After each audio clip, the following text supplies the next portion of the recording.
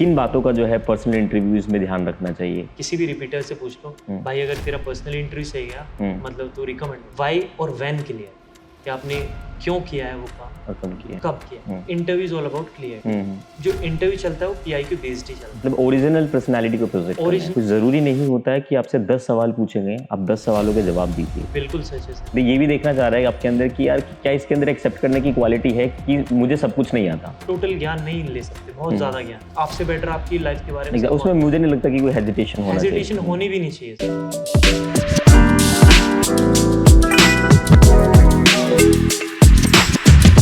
Let's talk about personal interviews. Personal interviews आपका personally जानेंगे कि कितनी देर चला और किन बातों का जो है पर्सनल इंटरव्यूज में ध्यान रखना चाहिए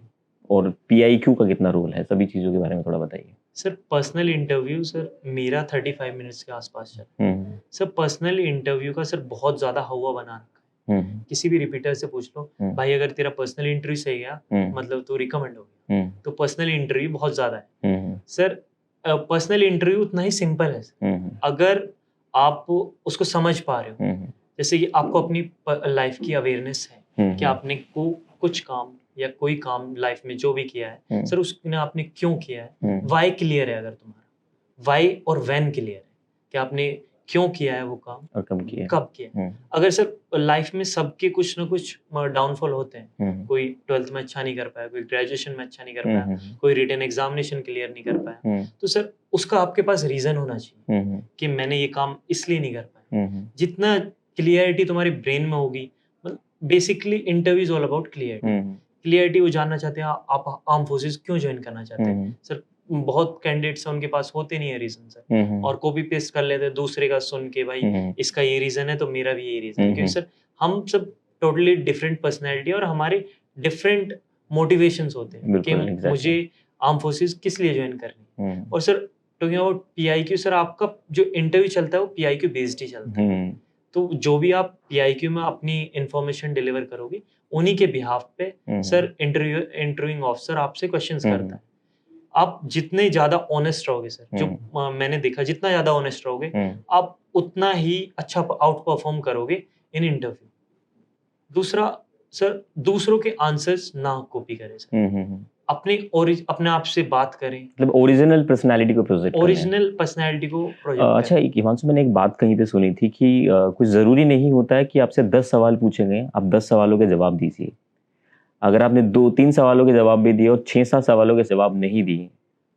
तभी भी रिकमेंडेशन कहीं ना कहीं जो है मैटर करता है क्योंकि क्या कहते हैं कि जब 3-4 सवालों के जवाब दिए वो कॉन्फिडेंस और जो 6-7 सवालों के जवाब नहीं दे पाए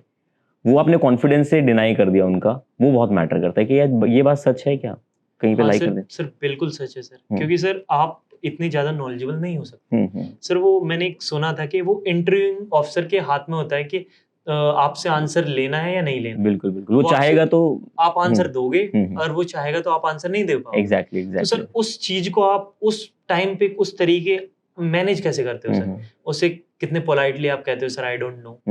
और आप अंडर प्रेशर परफॉर्म नहीं करते। एग्जैक्टली और कहीं ना कहीं मुझे ऐसा लगता है कि जब वो सवाल पूछता है कि इंटरव्यू ऑफिसर्स तो उसका ये भी रहता है कि ये भी देखना चाह रहा है आपके अंदर कि यार क्या इसके अंदर एक्सेप्ट करने की क्वालिटी है कि मुझे सब कुछ नहीं आता। तो शायद वो ये भी सुनना चाह रहा है कि कहीं ये कैंडिडेट से मैं सुनूं कि ये मुझे बोले कि इसके बारे में मुझे आइडिया नहीं है,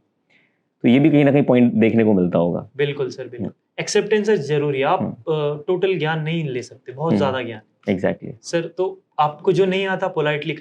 बोलना कि sir I don't know about this surely I will learn about it and then I will tell you. तो ये एक्सेप्टेंस लानी पड़ेगी क्योंकि आप सब कुछ नहीं एक पर झूठ बोलने पे फोकस ना करें क्योंकि सर उन इंटरव्यू एवरेज इंटरव्यू ऑफिसर के सामने से sir almost 500 to 1000 candidate sir pass on होते हैं मतलब एवरेज। तो सर वो क्विकली पहचान जाता है कि कौन झूठ बोल रहा है कौन सच बोल रहा है। तो उसे आप मूर्ख नहीं बना सकते सर। तो आप ऑनेस्ट रहें